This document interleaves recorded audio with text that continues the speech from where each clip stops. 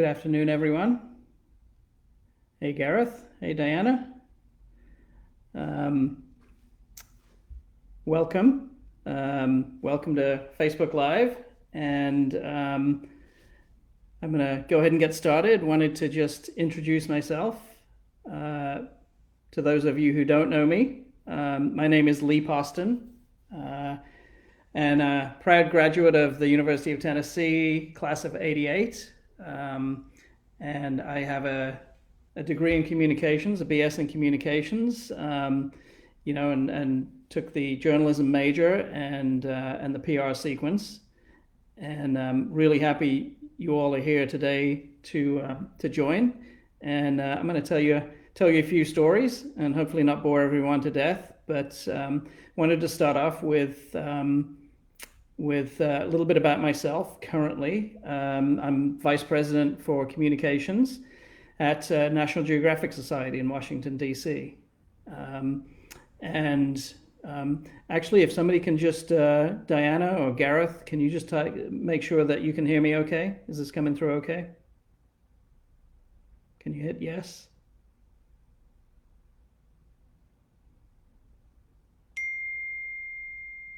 Okay, I'm just going to assume that you can hear me okay. But yeah, as I said, Vice President for Communications at National Geographic Society in Washington. And it's an amazing organization. And it is oh, great. Thank you, Pam.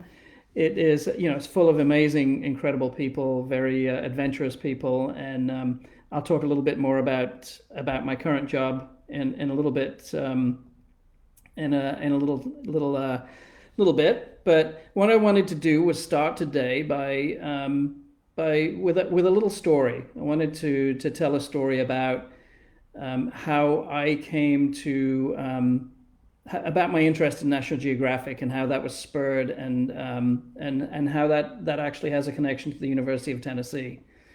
So during my freshman year at UT, I got a job in the binding department of the old Hodges Library, down in the bowels of the library.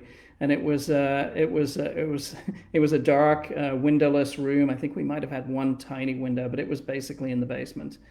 And it was the job where I had to we took the bindings off of old books that were torn, and we cataloged them and then sent them away to get new covers put on. Very, very, frankly, a little boring. But one day I was given a task. Somebody had donated box after box of old National Geographics from the turn of the century, and that's the last century, not this century. And there were just boxes of them, and my job was to basically take those issues. There were multiple copies of each one, so I had to kind of choose the one that was in the best shape that we would put in the permanent collections, and then put the rest back in the box. This is a job that probably should have taken me 1 to 2 days. A week later, I was still in there. My boss was getting increasingly angry, and I was basically going through every issue, just absolutely entranced. I was just looking at them. Some of these were from 1914, 1918, the 20s, and just looking through them and really just absolutely entranced. And my boss increasingly got frustrated, and I think I got close to being fired. But it really took me to places that I'd never dreamed of. It took me to stories from far-flung places that I could only dream of visiting, and stories about people that I could only dream of meeting. But I kept the job, and I got the job done. And I'm not sure where those issues are right now, but I thoroughly enjoyed every single one of them. So that was kind of my first introduction, my first real introduction to the passion and the power of National Geographic Society. And so, fast forward 15 years later, and I never in my wildest dreams could have imagined that, that not only would I be visiting some of those places, but I'd get paid for it. And so I'm gonna take you on a little journey in a little bit about some of those places that I visited through my work with World Wildlife Fund. And and happy to answer questions along the way. So please type some questions in the comments box. But first of all, just a little bit more background on me, and how I got here from a tiny little village in England named Coven, not for a witch's coven, but it's a medieval village just outside of Wolverhampton. Went to a 400-year-old school, Brood Middle School. It was a grammar school when my dad went there in the 50s. And one day I actually found his name carved into the climbing rungs. Found his name in there that he'd carved into it when he was a kid there in the 50s. And it was on the banks of a canal, and I think this is where it had a working farm, and this is where my love of nature really began. I think, I'd spend hours in the stream in our village and the fields surrounding it. I read Watership Down, Tarka the Otter, and just fell in love with nature and really just kind of wandering around in fields. I remember we were on a trip in Wales one time, and I saw a red kite flying above us, and was just amazed. And I think that's where I fell in love with raptors as well. I also, while I was in England, got to see Wolverhampton Wanderers play. So that was my team great team of the 70s. Just wanted to give a shout out to the Wolves because they I think they're playing right now. But that's my team. That's besides the Vols. That's my other sports passion. But then my dad got a chance to move to Nashville for a job with a defense contractor. He jumped at the chance, and so 2 years later, we were on a flight to New York. Mom, Dad, my brother Stephen, my sister Wendy, and I, and a dog, a dachshund. We brought a dachshund named Philly. So 5 bedraggled Brits, ended up, we left in 50-degree weather and arrived in New York in a blazing heat wave. Mountain of suitcases. Philly, who got sent down the chute from on the luggage belt. We took a 2-hour trip around New York City, so I got to see the World Trade Center for the first time and took a photo from the bottom of it. That memory is going to stay with me forever. And so that was just a powerful moment. And then we got to Nashville, and it was ridiculously hot, brutally humid, and we thought, we're going home. We just can't take this. So that was kind of my beginnings and how I got to Tennessee. Went to high school at Page High School in Arrington, Tennessee, home of the Patriots, and played football as a kicker. A tiny little guy, but I did okay as the field goal kicker. Didn't get drafted by UT, but we can always dream. And so then it was on to UT, and the freshman dorm I stayed at was fittingly called the Zoo. Hess Hall. I think most of you know it as Hess Hall, but that was where I started with my roommate Jimmy Beckham, who I'd gone to high school with, and went to the Sugar Bowl in '86 and saw Fuad Reves kick a 60-yard field goal against Georgia Tech. And I did go to the national championship game in '98 in Tempe, and just had an amazing time at UT. It was just an incredible experience going to Gus's Good Times Deli and and hanging out. And I also I ran into in an elevator, ran into Alex Haley. So that was one of the highlights of my time there was meeting Alex Haley, but really regret that I didn't ask him more. I think he was going to see his daughter or something, but said hello to him, but really didn't have a chance to tell him how much Roots had meant to me watching it as a kid in England. So just had a great experience at UT, and can't recommend it enough. And then after UT, went back to Nashville and got a job at Vanderbilt Medical Center before I landed my dream job. And then I went to work for the University of Maryland and got my dream job with World Wildlife Fund. And that's what I wanted to kind of talk about today is my experiences with World Wildlife Fund, a little bit about my work with National Geographic, and just some of the incredible experiences that I've had in nature, and really being with one of the foremost conservation organizations in the world. I spent 23 years there, 23 incredible years. I think I counted, I visited around 45 countries, mostly in Africa and Asia. And this included hanging out with Western lowland gorillas in Central African Republic and bonobos in the Democratic Republic of Congo, lemurs in Madagascar, and tigers and rhinos in Nepal and India, and even got to swim with whale sharks in the Philippines, which was a pretty powerful experience. And stop me if you want to hear anything more, if you have any questions, but would love to hear any questions. Hi, Wendy. Hi, Jordan. Todd, my good friend, who likes, So, hey, Todd, nice to see you. So I wanted to talk a little bit about some of those experiences that I had. I mean, again, this was my job, and sometimes I had to pinch myself that I was so fortunate to be able to do this kind of work and to have these kinds of experiences, and I certainly didn't take it for granted. My first real powerful experience in conservation was in Kyoto at the UNFCCC, the United Nations Framework Convention on Climate Change, or the climate talks in '97, the Kyoto Protocol.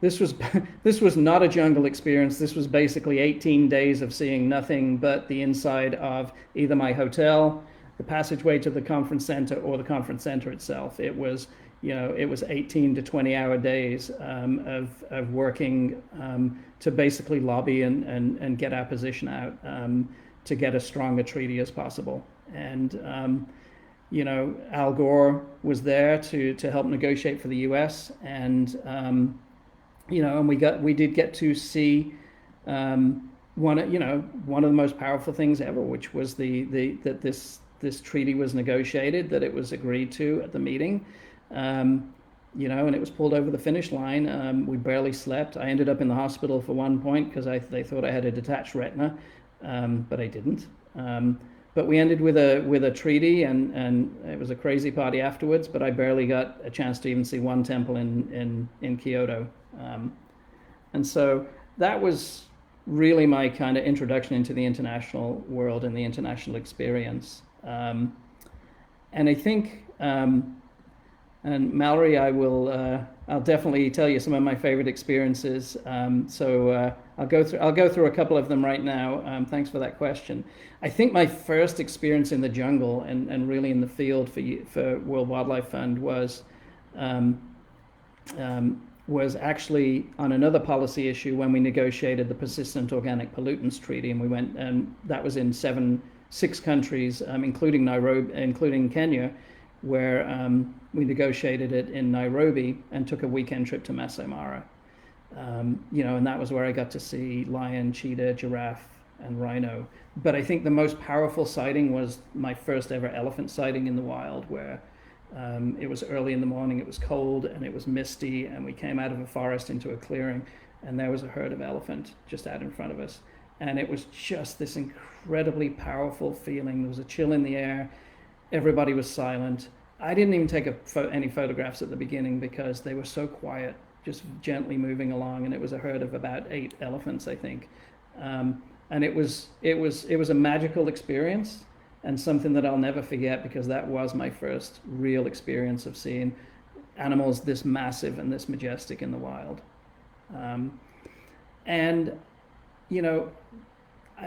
I followed that with, following the Persistent Organic Pollutants Treaty, I started going to the field more, and I started working for WWF's field programs, its ecoregion program, and I ended up going on a jungle experience that was like nothing ever, and that was in Central African Republic in the Zanga Zanga Dense Forest Reserve. Went there with Richard Carroll from WWF, who's an absolute legend, and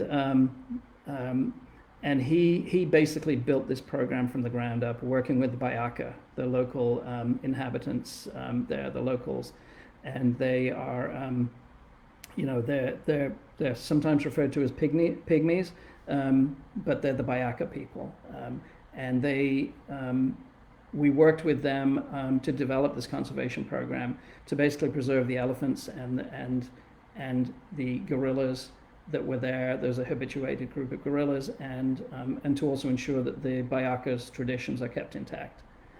And we did a biological assessment in the Central African Republic, and we were 10 miles inside the forest, and we basically ended up camping in the middle of an absolute infestation of sweat bees, which was literally every bite you took from your food, you would have like a buzzing sweat bees around.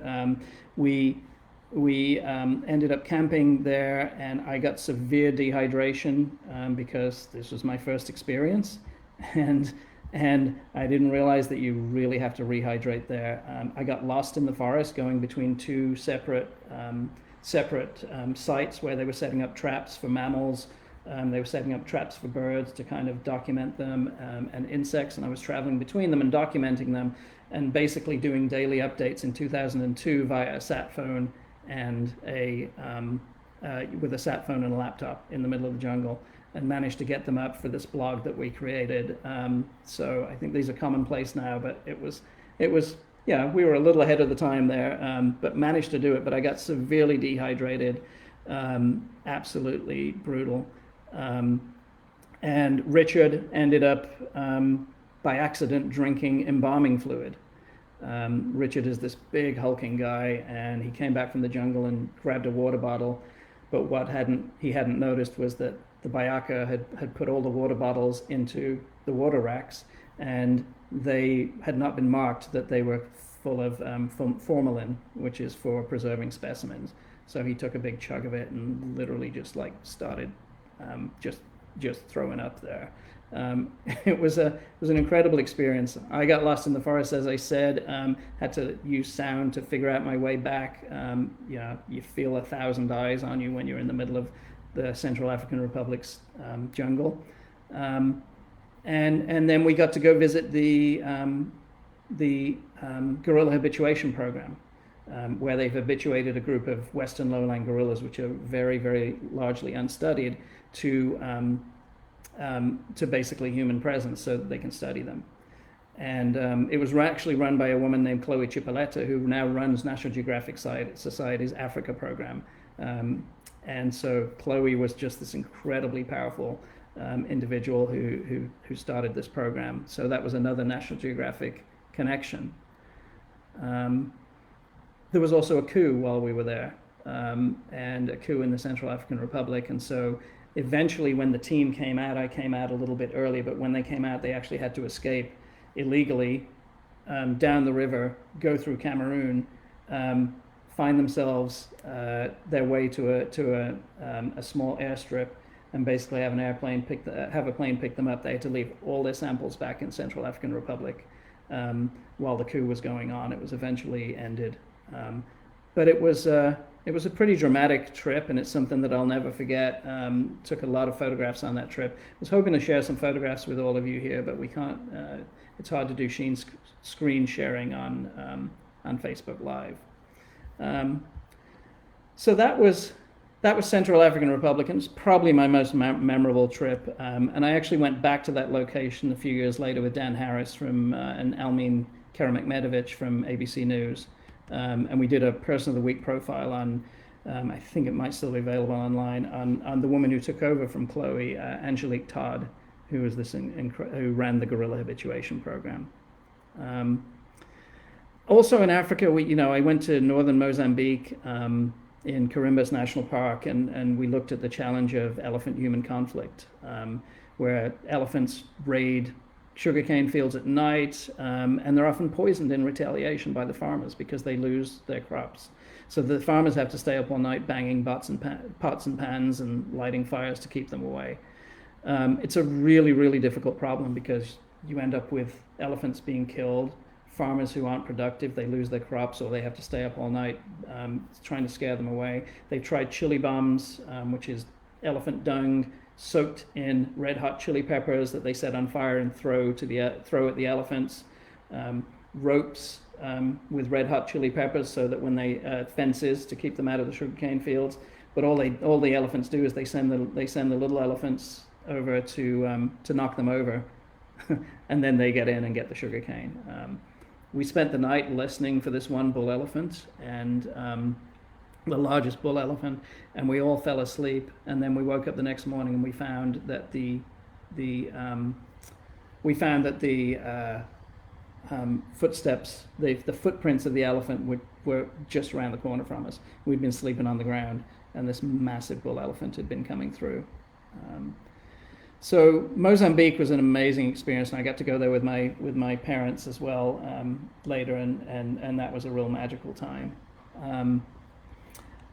And then I started traveling in Nepal, and probably traveled to Nepal more than any other place. WWF US oversaw the Eastern Himalayas program, and so we had a lot of connections with, and we.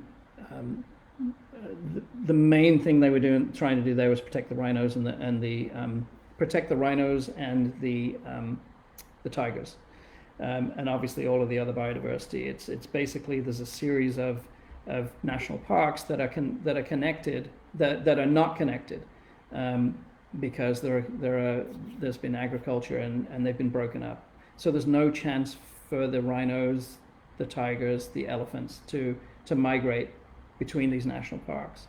So working with the local communities, WWF basically helped popularize this idea of the Terai Arc. The Terai is the grasslands, to where you could connect these these parks and protected areas with forest corridors that the communities manage and that they get funding from, and they get 50% of every dollar from tourism that goes in there. So it's a powerful model, and it's really succeeded in bringing the rhinos back from almost extinction. And so I think that what they found, though, was that all the rhinos were in one park, in Chitwan National Park, and they needed to move them to Bardia and to Shuklafanta and to other parks down further on.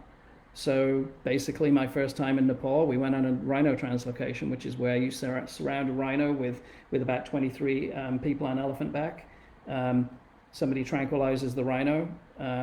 After it eventually goes down, they bring in a digger to dig a trench behind it. They put a flatbed with padding on it, and they literally roll the rhino over onto that flatbed, put it into a box, and then take it by road across Nepal into the next national park and release it there. It's an amazing process, and the Nepalese have just turned it into an art form, and they never lost a single rhino in this. They did have one that apparently shoved its horn straight out of the side of the cart and of the vehicle, of the crate, and they learned to strengthen them after that at a traffic stop while the military were stopping them to just check their papers. So that was a pretty powerful thing. And I also filmed an MTV show there with called Trippin' with Cameron Diaz. That was a great experience. 60-minute special about rhino translocations, and also another National Geographic connection was doing a Nat Geo Wild documentary called Chasing Rhinos with Billy Bush. We even filmed a short piece using Google Glass and showing how we were using Google Glass to document rhinos. The MTV show was just a complete trip. It was Cameron Diaz, Eva Mendes, Mark Hoppus from Blink-182, and the rapper Redman, taking them across Nepal and Bhutan for 12 days, talking about conservation, filming rhinos, crocodiles, black-necked cranes, and just generally having a blast. And the production team were the same team that created the show Jackass with Johnny Knoxville. So I guess there's a UT connection there. So that was Nepal, and it was just an amazing experience. We also took them to Bhutan, which is just a breathtaking place to go visit. Just a few more experiences. I did get to I did get to experience traveling with a new project we had in the Democratic Republic of Congo with bonobos, where we found a new population of bonobos, and to find them and film them, we filmed them for another National Geographic show called Wild Chronicles. Um, we we sat under a tree. I was still working for WWF, by the way, when we filmed these. We worked in partnership with National Geographic. Um, we got up at 4 a.m., hiked in, sat under the tree, and waited for them to wake up. And what's the first thing they do when they wake up? Yeah, nature calls. And so you're sitting under a tree, and all of a sudden, there's a stream of bonobo pee on you. So, but you knew you were going to get them filmed. So I guess we had to just suck it up and do it. We also filmed some lemurs in Madagascar, which was so I would so Tommy, I'm going to answer that question. Besides almost hitting a squirrel, I did get put into intensive care with internal bleeding thanks to a squirrel in a bike accident. I'll save that for another day. But I'd say one of my most frightening experiences, I think, certainly being lost in the jungle, completely alone in Central African Republic, knowing that there were gorillas out there, I think was pretty amazing. I think the other thing too was on that trip in Central African Republic, the herpetologist, the reptile amphibian specialist on the show was this crazy guy, Marius Berger, who wanted to go one night and basically drive down an old logging road for 10 miles in the WWF vehicle to look for amphibians. And so we drove in, we took some wine and cheese in, we were going to make a night of it. And so we drive in, and when we get there, the driver of the vehicle decided he was going to test out the capabilities of this Mercedes SUV. And so he drove it to the edge of the riverbank and drove it over the edge of the riverbank. And we basically got stuck there. And we had no way out, so we had to walk all the way back to camp along this logging road. When we knew there were elephants, and we were constantly listening for elephants, we knew there were gorillas potentially out there. And it was a pretty surreal experience, and I think I was delirious by the time I got back to our tents, which by then were covered with these flies that would lay their larvae inside the mesh netting, and the mesh netting, it would go through, and then you would get, they would dig under your skin. The larvae would get into your skin and bore into your skin. So that was fun. And then I think also just in Nepal during the Maoist insurgency there that was going on, we did have to get to a helicopter with the MTV crew and all the stars and walk through some kind of scary territory. So those were a couple of scary experiences. Had a few others. I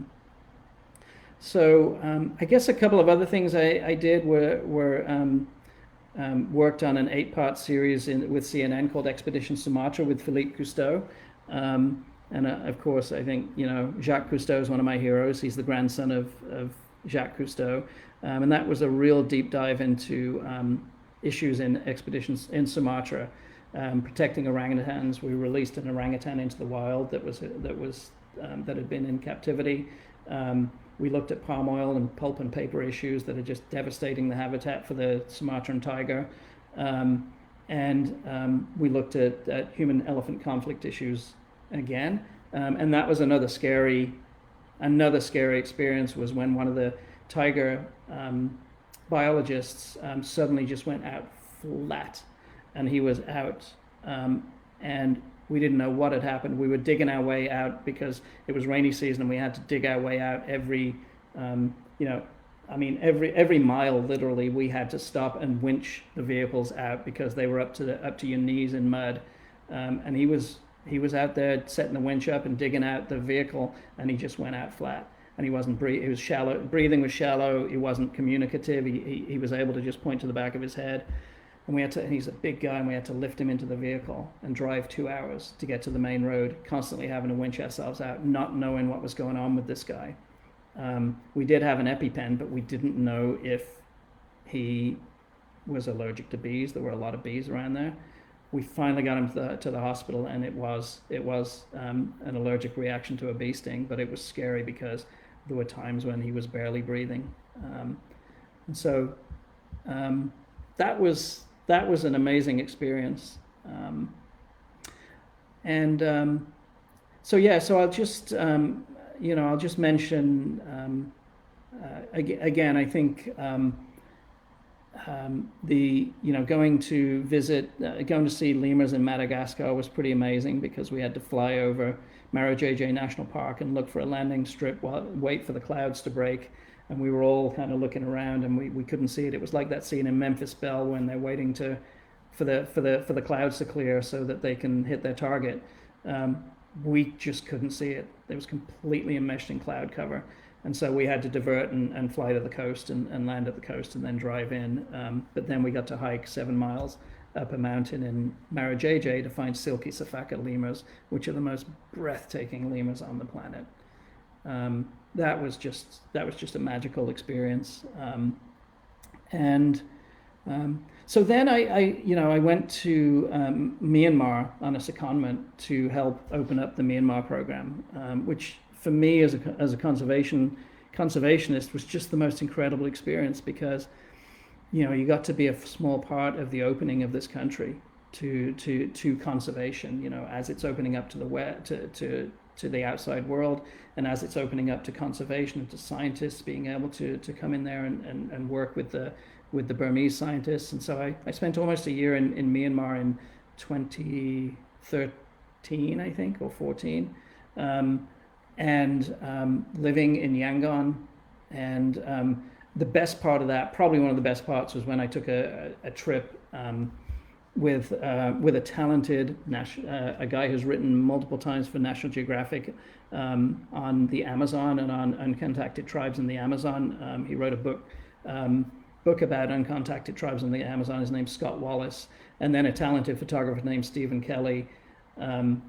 And we traveled on a 4-day road trip around the country.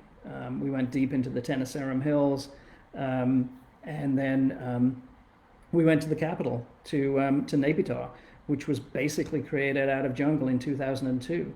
They moved the capital from Yangon, what used to be Rangoon, into this brand new planned city. And I think one of the most powerful things there was standing in the middle of a 20-lane highway with no traffic on it, because this capital, there were very few people living there at the time. It's a massive undertaking, and there was no traffic.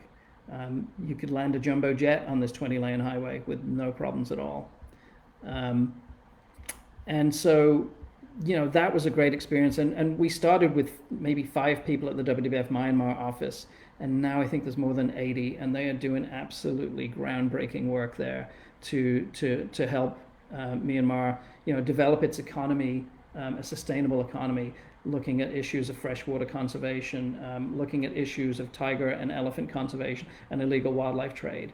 And they've had a huge amount of success in really cracking down on working with the authorities to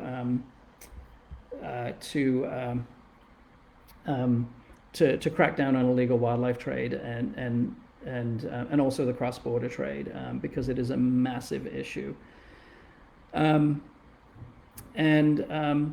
So yeah, Gareth, I did get bitten by a snake, but not in Myanmar. That was actually on my balcony in Thailand. So I stepped out one night onto my balcony with barefoot and got bitten by a flying golden tree snake. And it took a bit of a chunk. It's a small snake. It took a bit of a chunk out of my. But this is the power of Facebook. I posted a picture of it on Facebook, and I said, "Does anybody know if this is poisonous or not?" And somebody within 5 minutes gave me like a Wikipedia page for this particular snake, and it said venomous, not dangerous. So I was like, okay, cool. So. Thank you, Gareth. So I'll just get to a little bit more. Just talk about Thailand, because I spent 5 years there working for the Greater Mekong Program, which is Cambodia, Laos, Thailand, Vietnam, and Myanmar. I also helped with the Mongolia program and a little bit with the Pacific program. And so I was based out of the WWF Thailand office. It was an incredible experience. I got to do a deep dive and really feel close to the mission of the organization on some of the most critical issues of the moment. Freshwater conservation, Irrawaddy dolphins in the Mekong River, which are critically endangered, and then the threats posed by megadams. And I think some of my proudest work was certainly working on the issue of dams and trying to provide alternatives to dams. Solar power in Cambodia, for instance. There was a massive dam plan called Sambor Dam that was 18 kilometers across. That would have been just absolutely the most devastating dam on the planet. But our approach to this was to basically say, we believe that solar is the future. Cambodia's solar potential is massive. And just in general, we don't need to be, building these mega dams anymore. There are other ways to get energy that is much less destructive, and you don't lose fisheries and you don't lose protein source for local communities. So I think that was some incredible work. I also worked on transboundary landscape conservation between Myanmar and Thailand, the Dorna Tenasserim landscape, which is this spectacular area. And which I got to fly over in a paramotor. We got to fly over it in a paramotor as we were doing a photographic survey of it, and that was just breathtaking to see the scope of it. And there's tigers there and elephants and beautiful waterfalls, and then the central Annamites between Laos and Vietnam, and then really deep into the Eastern Plains landscape of Cambodia, which the last tiger that was seen there was in 2007 that was camera trapped. And they have an ambitious plan to reintroduce tigers back into Cambodia, which will be a huge undertaking, but hopefully they can do. We did a lot of work there, and a lot of work walking in those very unique dry forests, which is a fascinating ecosystem. And then I think probably one of the things that really got me, I shouldn't say excited because it was depressing, but that I really got energized by, was working on illegal wildlife trade. The Golden Triangle, where Laos, Thailand, and Vietnam, and Myanmar, intersect, is notorious. Used to be notorious for the drug trade, but is now notorious for illegal wildlife trade.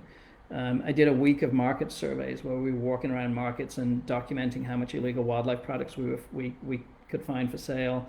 We did talk our way into a bear bile facility, and for a few seconds filmed the horrific conditions of these bears that are kept in cages, and the bile is drained from them. But then we were chased away by the caretaker.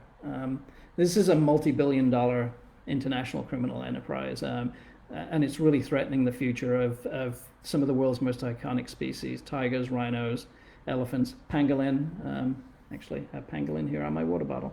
And so I got to work on campaigns related to illegal wildlife trade, and they're also linked to the outbreaks of many diseases. And I think you've heard some talk about COVID-19 being linked to potentially pangolins, wet markets, that kind of thing.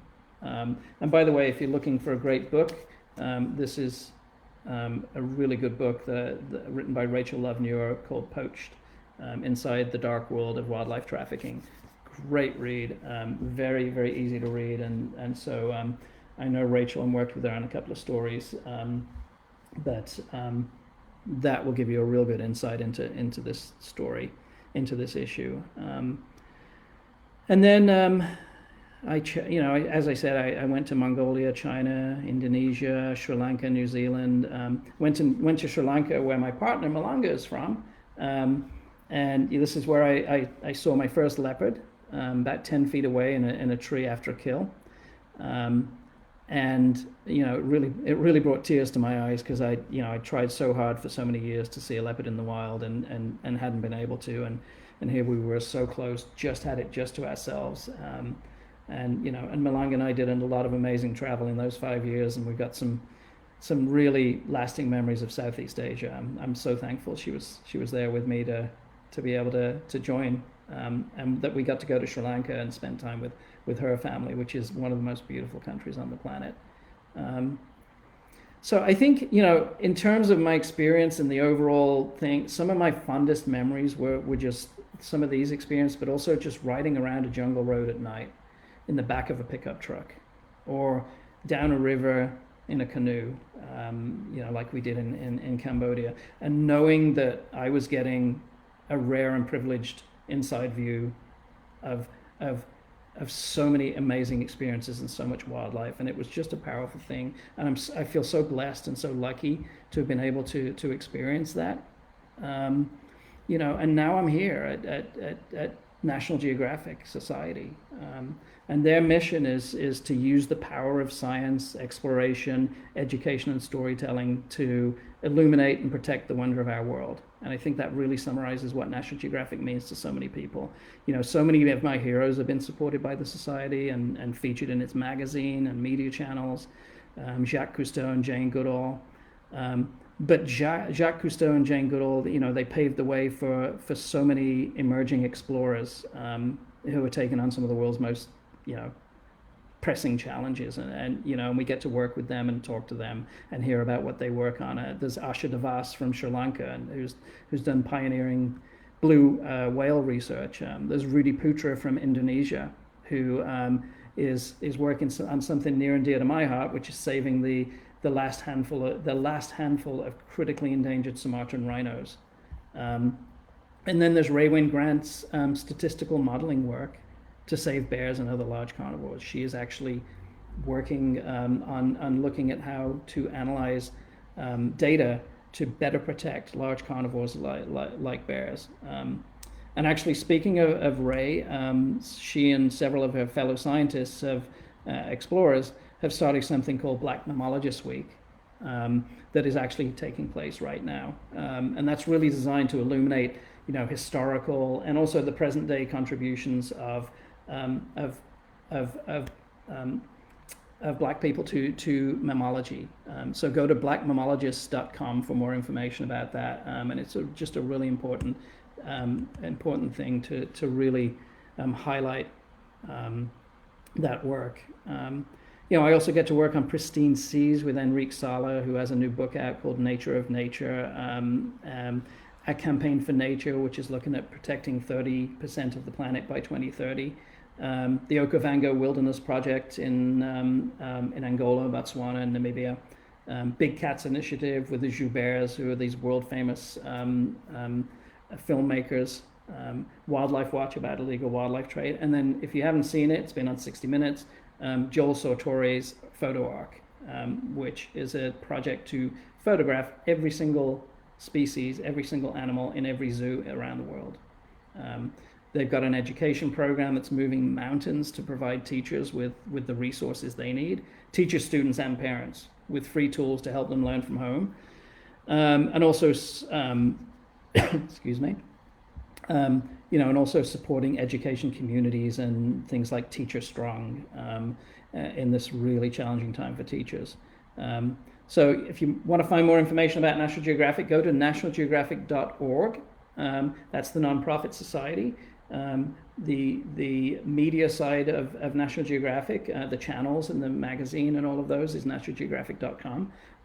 But definitely check out nationalgeographic.org. That's where I work. You know, and I think just a few lessons from me. I took an opportunity that was handed to me when I heard about a job at WWF, and you know, and it was kind of an offhanded thing. I'd been trying to get a job in conservation for a while, asking people around it, but a casual conversation with a friend about our dream job, and I said I'd love to work for WWF. Ended up 2 weeks later, he sent me a job opening. And so I took that opportunity. So I think to anybody out there, I'd say, you know, sometimes these opportunities, you hear them in one ear and you don't, you might not think of it, but I took it, and it's changed my life. It changed the trajectory of my life. And I never imagined I'd get this job, but it happened, and there I was off to the races. And so I really took advantage of that.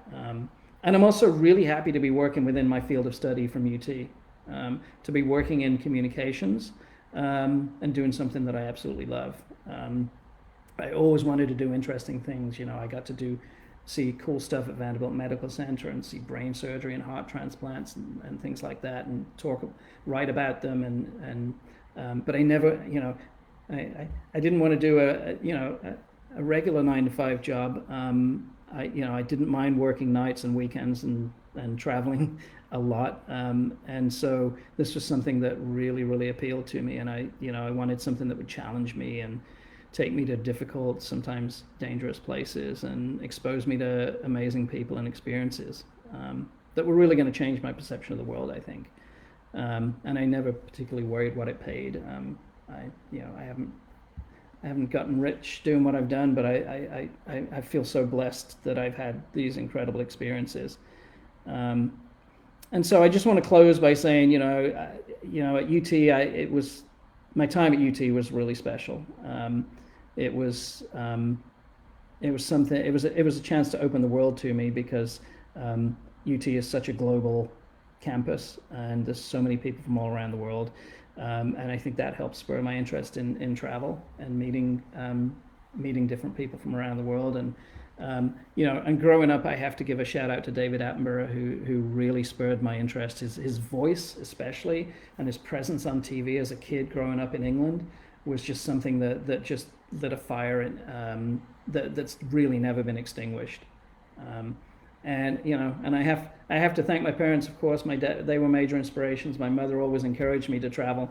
My dad traveled around the world for his job, and there's a particular picture of him with rooftops of Pakistan in the background, and he's got a navy blue suit on, and it's always inspired me with that picture of him, in his element, traveling around the world. And he's an amazing guy, and I love him to death. And and he took a huge risk to move us to America. To pack up everything, move us to America, and allow us to follow our dreams. And then I'd just like to thank all of you for listening today. And if there's any more questions, I'll see if there's any. But I really appreciate you listening in today. And thank you again. Let me see if I've missed any questions. Todd, you got any questions? You like my vest? I appreciate that. My sister Wendy's on.